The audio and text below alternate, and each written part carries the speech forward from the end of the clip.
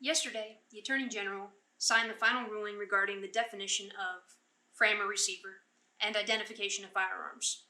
The ruling changes the legal definitions and in turn changes law.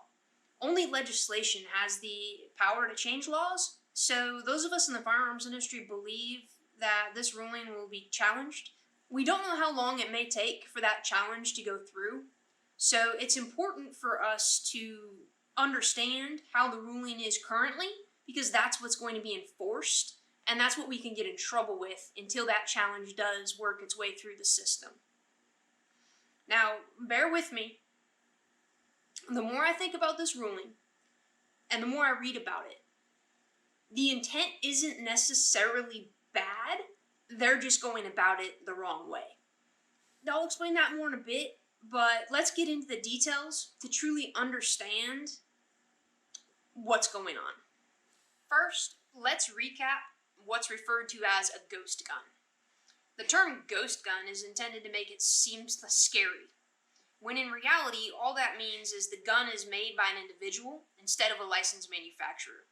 In the modern firearms community, these types of firearms are typically made from kits that are 80% complete, which require the individual to finish some milling and drilling of the receiver and then source and build out the rest of the firearm.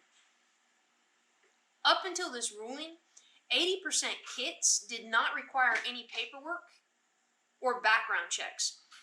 Once in effect, this ruling will require every kit to be serialized and background check be ran. Now let's dig into some statistics that led to them to look at 80% lowers and frames so close.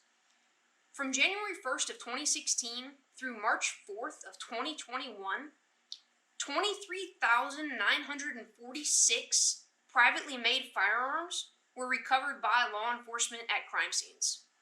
They were only able to trace 151 of those firearms. They don't say how they were able to do that, but they were able to trace 151 out of 23,946.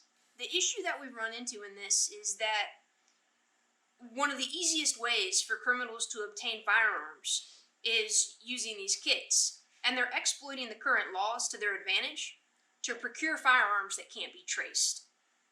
There are people who argue that a person shouldn't be able to ever lose a constitutional right, and that somebody who has been rehabilitated, which is what the penal system is supposed to be about, should be able to have their rights reinstated. I don't believe that everybody should be able to have their rights reinstated. However, nonviolent offenders should have a path to be able to regain their rights. Under the Gun Control Act, the receiver of a firearm must be a single unit that holds 3 components: the hammer, the bolt or breech block, and the firing mechanism. If we look at this definition broadly, AR-15s, Glocks, and even SIGs don't meet the definition of a firearm under the current regulations. Due to modern technology and technological advances, it's possible to see a need to clarify the definitions, because I don't think any logical person would actually try to argue that an AR-15 isn't a firearm. Case law has been all over the place with regard to firearms and the Gun Control Act. There's current case law that recognizes that the information that licensees are required to record and maintain enables federal authorities to enforce verification measures and trace firearms, and that's necessary. Additionally, there's also case law that concludes that the ATF has a statutory duty to trace firearms to keep them out of the hands of criminals and other prohibited persons. Prohibited persons are actually defined in the Gun Control Act, and for people in these categories to get their gun rights back, there would need to be a legal amendment or change to the Gun Control Act. A trace is a fairly straightforward process. Once a firearm is recovered at a crime scene by law enforcement, they initiate a trace. Let's say it's a Glock pistol. The ATF is going to contact Glock and ask them who they sent it to. They're going to contact that distributor, ask them who they sent it to.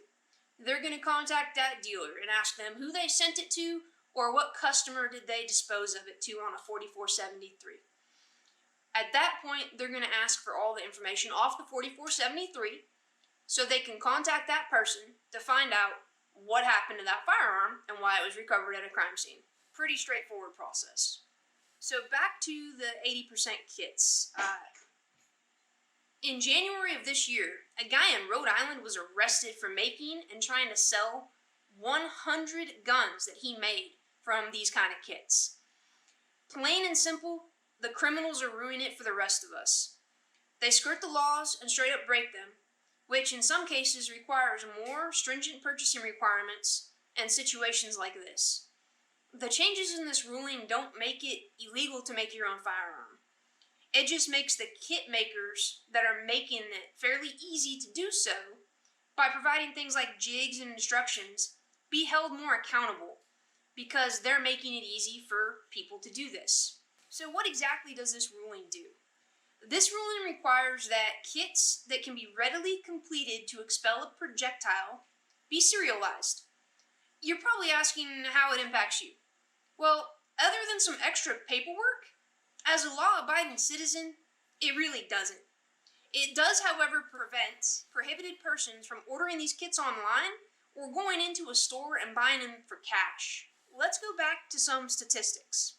23,946 guns were recovered in the span of 62 months. Running down the math, that's roughly 12 per day. That's an insane amount. Now, some research shows that this includes firearms where the serial number's been destroyed, so there is some room. However, even if 90% of those were serialized, and only 10% came from those kits, that's still 2 to 3 per day that were made from kits and recovered at crime scenes. Now, 10% is an arbitrary number, but, gotta throw something out there. So, and that's again what's recovered. So, how many crimes are they potentially used in overall? Again, they're going about this the wrong way by not taking it through legislation to make these changes. However, I don't necessarily see all the bad in the route that they're going. But the whole ruling is 364 pages. There's a lot of information in there. So don't take my word on it. Don't take anybody else's word on it. Read that ruling. Ask questions about specific parts of it. Be informed and support the Second Amendment. Thank you for watching.